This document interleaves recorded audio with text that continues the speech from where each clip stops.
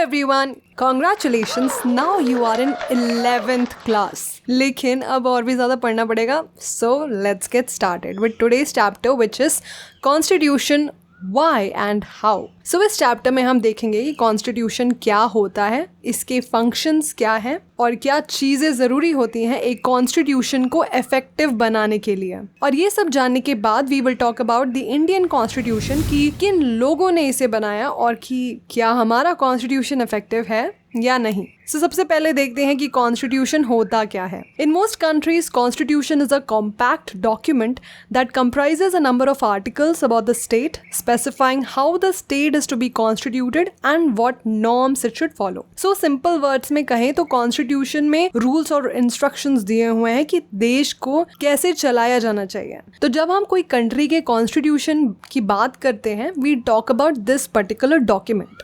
But ये क्यों लिखा है इन मोस्ट कंट्रीज? क्योंकि कुछ कंट्री में एक अलग से डॉक्यूमेंट नहीं बना है कॉन्स्टिट्यूशन का. जैसे यूके में यहाँ पे अलग से कोई डॉक्यूमेंट नहीं है कॉन्स्टिट्यूशन का, बल्कि बहुत सारे लॉज, कन्वेंशंस और ट्रेडिशन को मिला के वो लोग जो फॉलो करते हैं वो है उनका कॉन्स्टिट्यूशन. तो वहाँ अनरिटन कॉन्स्टिट्यूशन है. तो कॉन्स्टिट्यूशन चाहे रिटन हो या अनरिटन उसके कुछ फंक्शंस होते हैं. तो एक एक करके कॉन्स्टिट्यूशंस के फंक्शंस को देखते हैं.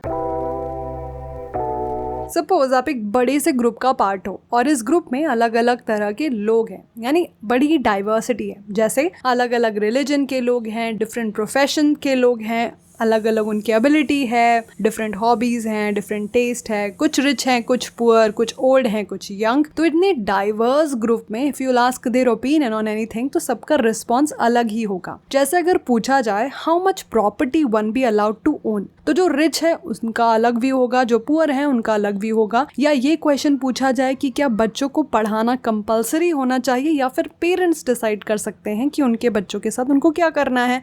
या फिर ये पूछा जाए कि गवर्नमेंट को स्पेंड किस में करना चाहिए. तो ये भी सबके अलग अलग आंसर्स होंगे. तो इतने अलग अलग व्यूज़ होने के बाद भी रहना तो सबको साथ में ही है ना. तो क्या करें इन सबके बीच में कलेश कम हो और सब पीसफुली रह सकें. तो हर चीज़ के लिए सेम व्यूज़ तो किसी में भी नहीं हो सकता. इसलिए क्या करते हैं कि कुछ बेसिक रूल्स को मानते हैं. और ये रूल्स सबको मानना ज़रूरी है क्योंकि अगर एक भी इंडिविजुअल ने ये रूल नहीं माना तो फिर दूसरे भी नहीं मानेंगे. बिकॉज अगर सपोज रूल है कि दूसरों को पीटना नहीं है बट किसी ने ये रूल मानने से मना किया तो दूसरे लोग सोचेंगे ना कि ये तो किसी को भी पीट सकता है.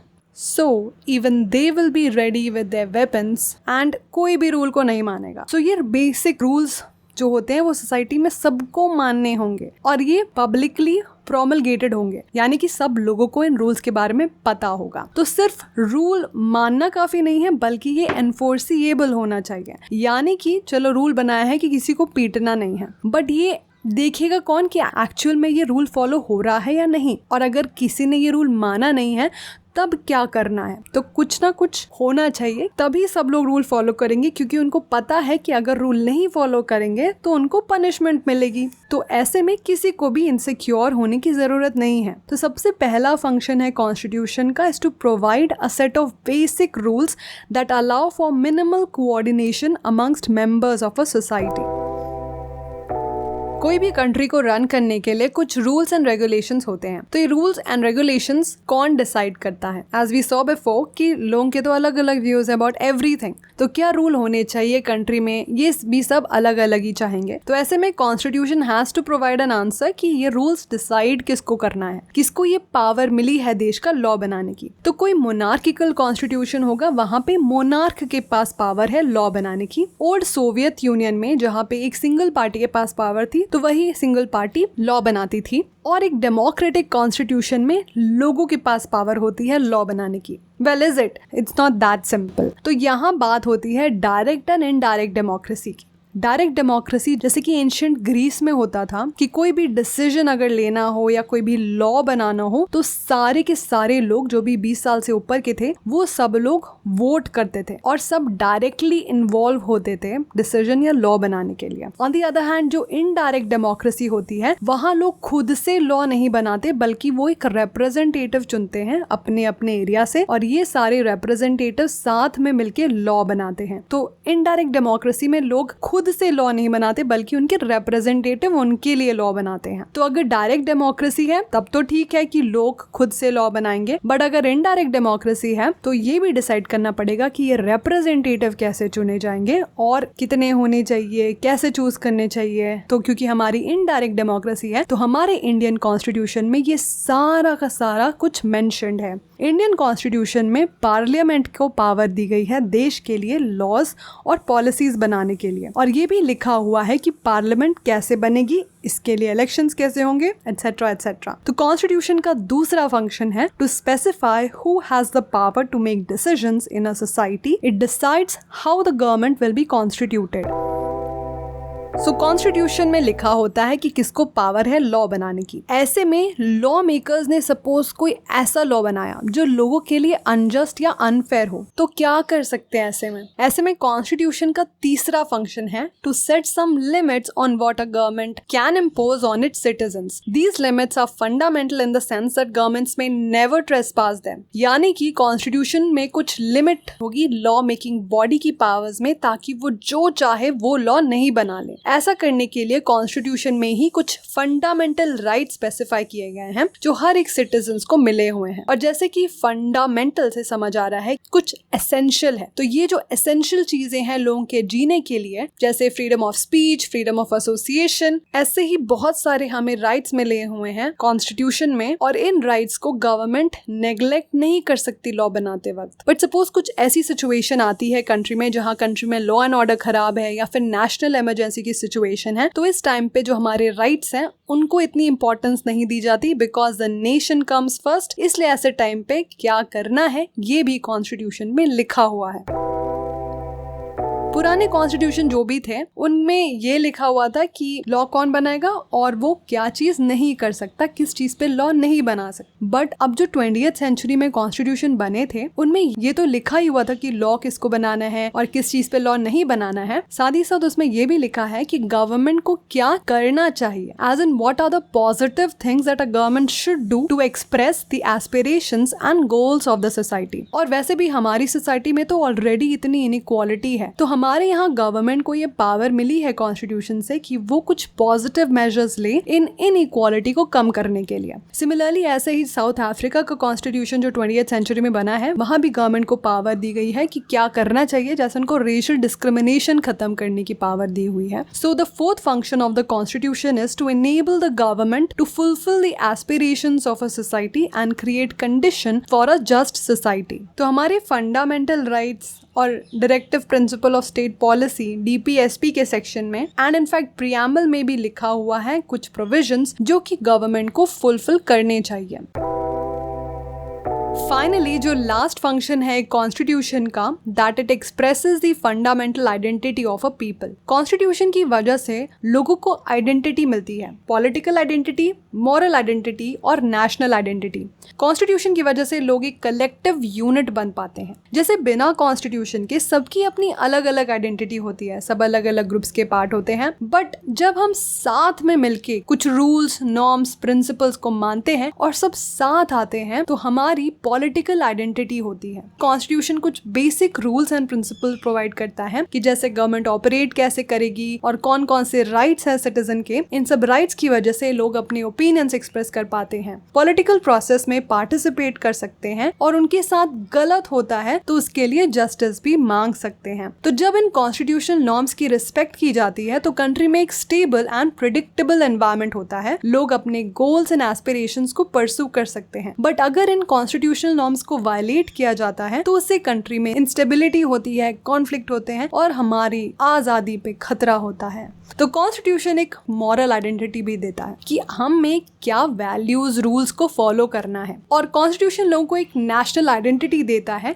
यानी कि लोगों को एक सेंस ऑफ बिलोंगिंग, अपनेपन का भाव होना अपने देश के प्रति। ये कैसे आता है? जब कंट्री में सेम वैल्यूज और प्रिंसिपल होंगे। ऑल्सो कॉन्स्टिट्यूशन कंट्री के इंस्टीट्यूशन और लॉज को एस्टैब्लिश करता है, जैसे लेजिस्लेचर, एग्जीक्यूटिव और जुडिशरी। ऑल्सो सेंटर और स्टेट में क्या रिलेशन होंगे ये भी डिफाइन करता है। तो ये हमारी नेशनल आइडेंटिटी बताते हैं। ऑल्सो कॉन्स्टिट्यूशन हमारी हिस्ट्री और कल्चर को ध्यान में रख के बनाया हुआ है, तो इसकी वजह से भी हमें एक नेशनल आइडेंटिटी मिलती है। तो कॉन्स्टिट्यूशन बनाना तो वेल नॉट आसान बट कंपैरेटिवली आसान है। सबसे ज्यादा डिफिकल्ट है उसको एक्चुअल में फॉलो करना। तो कोई भी कॉन्स्टिट्यूशन कितना इफेक्टिव है ये जानना जरूरी है। तो क्या चीजें हैं जो कॉन्स्टिट्यूशन को इफेक्टिव बनाती हैं ये देखते हैं।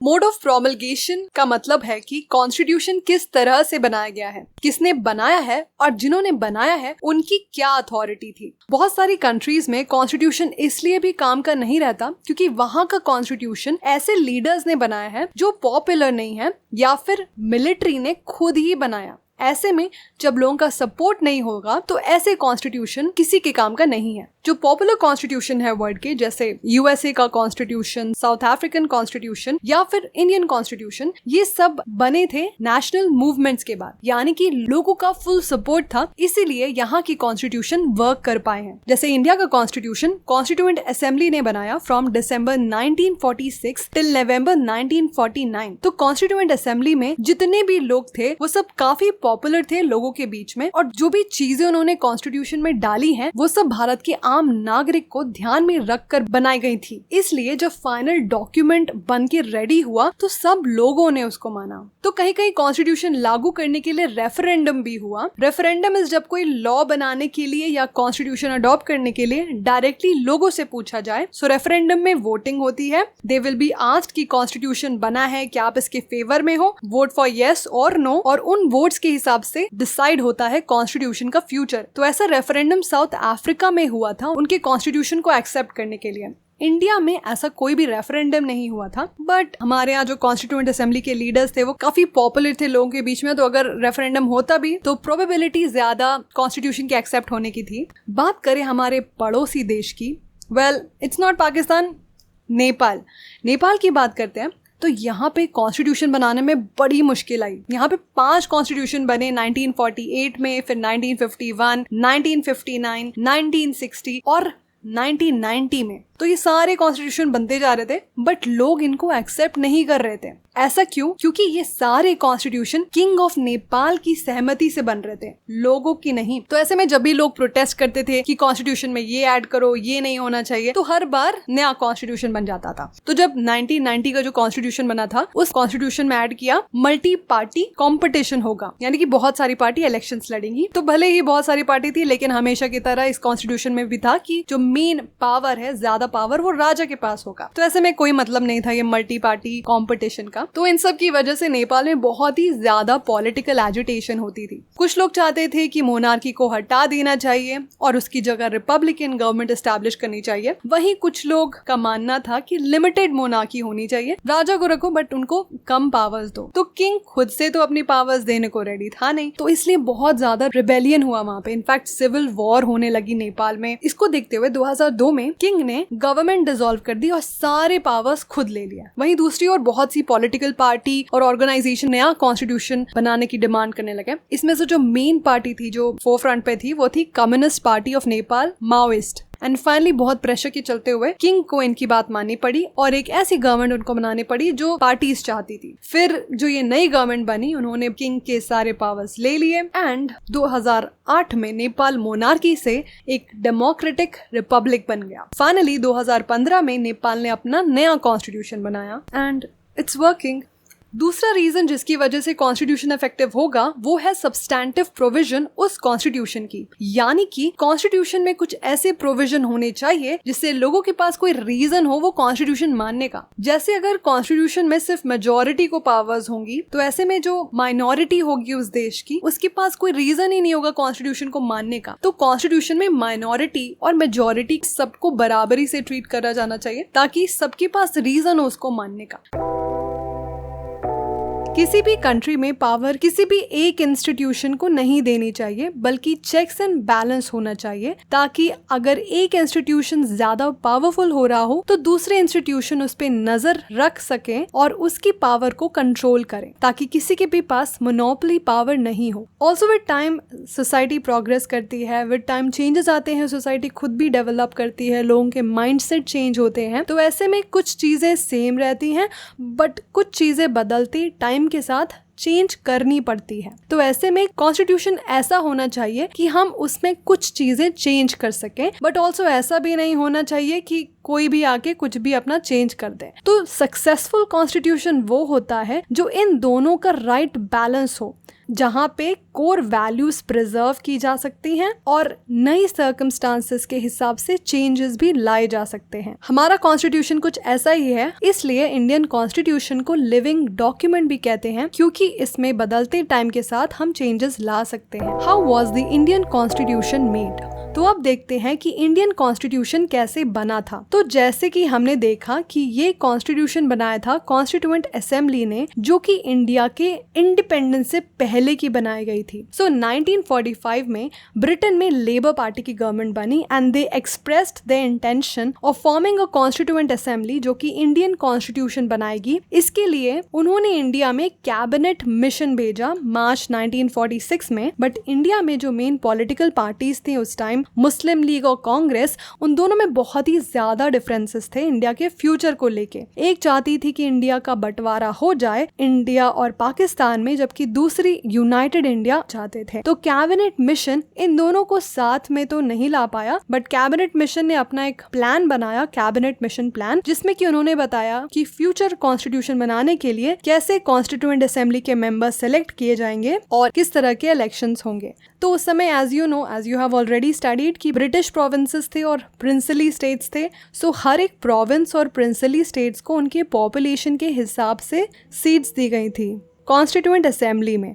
जिस प्रोविंस में ज्यादा पॉपुलेशन थी उन लोगों को ज्यादा सीट्स एंड वाइस वर्सा। लगभग 10 लाख लोगों के लिए एक पर्सन चुना जाना था एज रिप्रेजेंटेटिव कॉन्स्टिट्यूएंट असेंबली के लिए। ऐसा करके प्रिंसली स्टेट्स को 93 सीट्स मिली थी और प्रोविंसेस को 292 सीट्स। इसके साथ ही हर एक प्रोविंस में जो सीट्स थी ये 3 कम्युनिटीज के बीच में बटी थी, मुस्लिम्स, सिख्स और जनरल, और इनको भी सीट्स इन कम्युनिटीज की पॉपुलेशन के हिसाब से बटी हुई थी। सो ये जो इलेक्शंस होने थे कॉन्स्टिट्यूएंट असेंबली के मेंबर्स के लिए, ये इनडायरेक्ट इलेक्शंस थे, यानी कि लोगों ने डायरेक्टली वोट नहीं किया इन मेंबर्स को चूज करने के लिए, बल्कि जो प्रोविंशियल स्टेट लेजिस्लेचर था, यानी कि आज के हिसाब से बोले जो स्टेट की असेंबली थी, उन लोगों ने वोट करके इन लोगों को चुना था। और इनका मेथड ऑफ इलेक्शन था proportional representation with single transferable vote. फिर प्रोविंशियल स्टेट असेंबली थी, वहां पे लोग अपनी कम्युनिटी के हिसाब से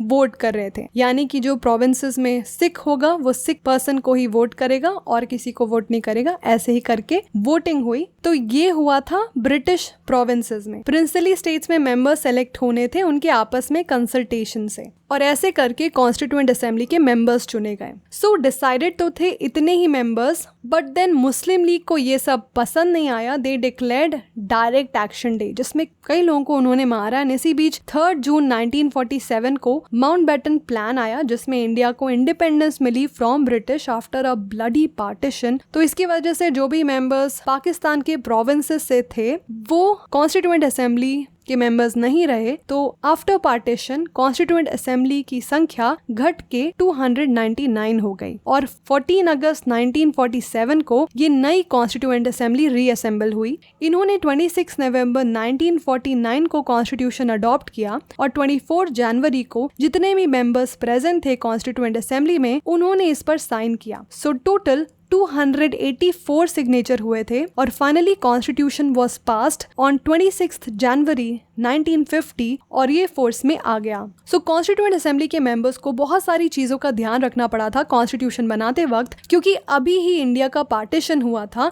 दे डिडंट वांट वापस से ऐसा कुछ भी हो। हमारी जो डाइवर्सिटी है उसको यूनाइट करना है, इसमें कोई डिविजन नहीं चाहिए। और प्लस दे डिडंट वांट कि पाकिस्तान में जैसा वो अपनी माइनॉरिटी के साथ कर रहे हैं वो हमारे यहाँ हो। सो भले ही कॉन्स्टिट्यूएंट असेंबली के मेंबर्स डायरेक्टली लोगों ने नहीं इलेक्ट किए थे, बट स्टिल कोशिश की गई थी उनको रिप्रेजेंटेटिव बनाने की, क्योंकि अलग अलग विचारधारा के लोग उसमें थे, अलग अलग रिलीजन के लोग थे। 28 मेंबर्स शेड्यूल्ड कास्ट के भी थे। पॉलिटिकल पार्टीज की बात करें तो कांग्रेस डोमिनेट करती थी, उसकी 82% सीट्स थी असेंबली में आफ्टर पार्टीशन। बट कांग्रेस खुद भी इतनी डाइवर्स पार्टी थी उस टाइम कि लगभग सारी तरह का व्यू कांग्रेस में ही मिलता था। कॉन्स्टिट्यूएंट असेंबली की authority came from the fact that ये एक सॉर्ट ऑफ रिप्रेजेंटेटिव बॉडी थी, but also because the way they went about framing the constitution, उनका मेथड ऑफ डेलिबरेशन अच्छा था. They were not only thinking about the provinces where they came from, but they thought of all the people within the country, और साथ ही साथ वो देश के future के बारे में भी सोच रहे थे. सो लोगों में काफी डिसएग्रीमेंट्स हो रहे थे कि क्या करना चाहिए क्या नहीं, but the goal was to ensure कि वो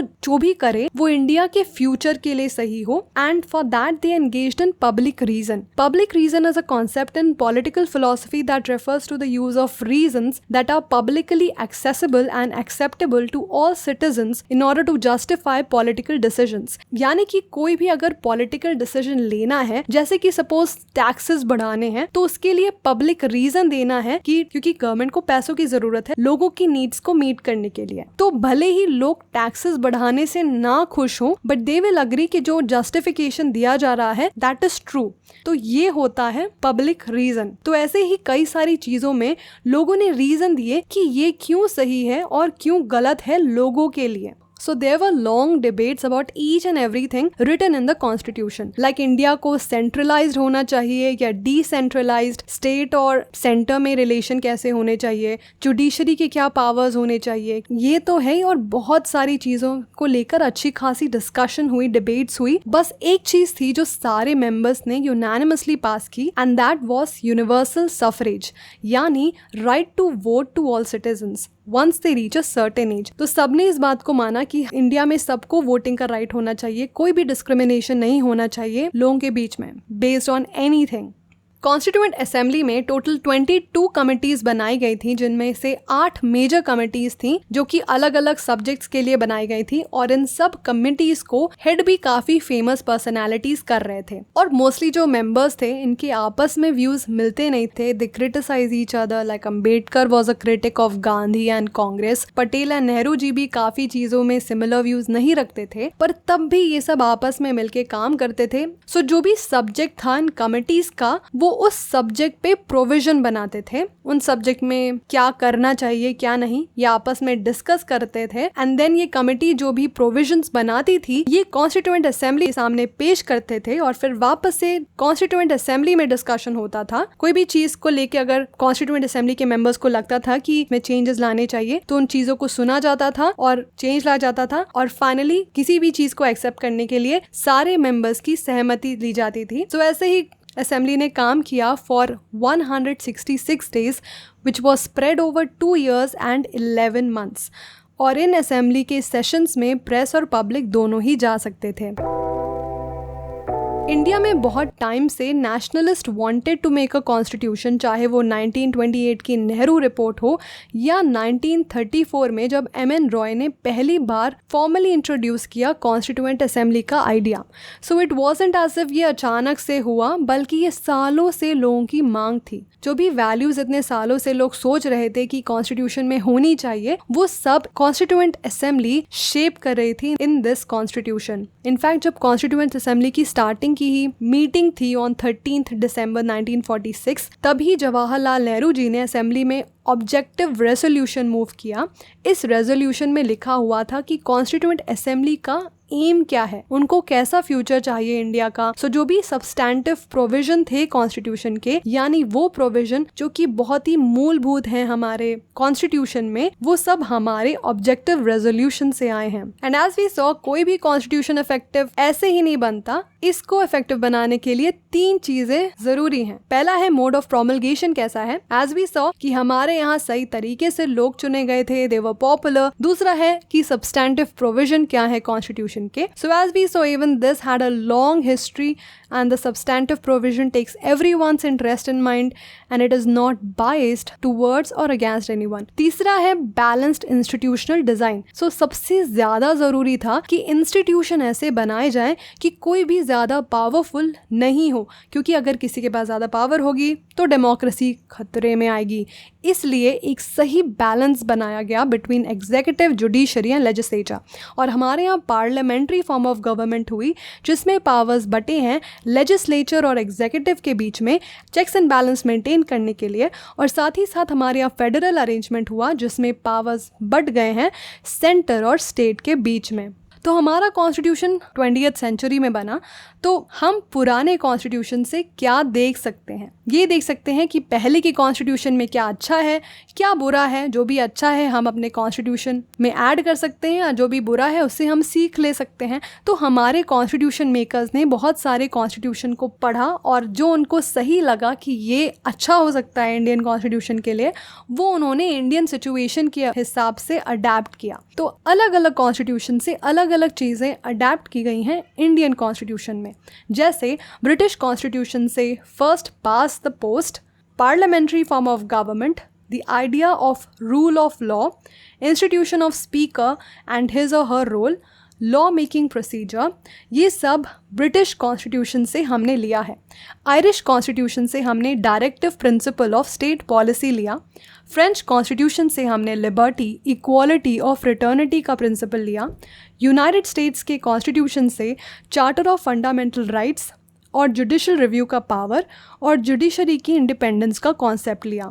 सिमिलरली कनेडियन कॉन्स्टिट्यूशन से quasi federal form of government का कॉन्सेप्ट लिया, जहाँ पे सेंट्रल गवर्नमेंट स्टेट गवर्नमेंट से स्ट्रॉन्ग होती है, और हमने रेसिडुअल पावर्स का आइडिया भी लिया। So this is all that is in this video. If you like the video, give it a big thumbs up and subscribe to my channel. और कोई भी क्वेश्चन हो, write it down in the comment section, and all the best for your exam. So bye bye, see you in the next video.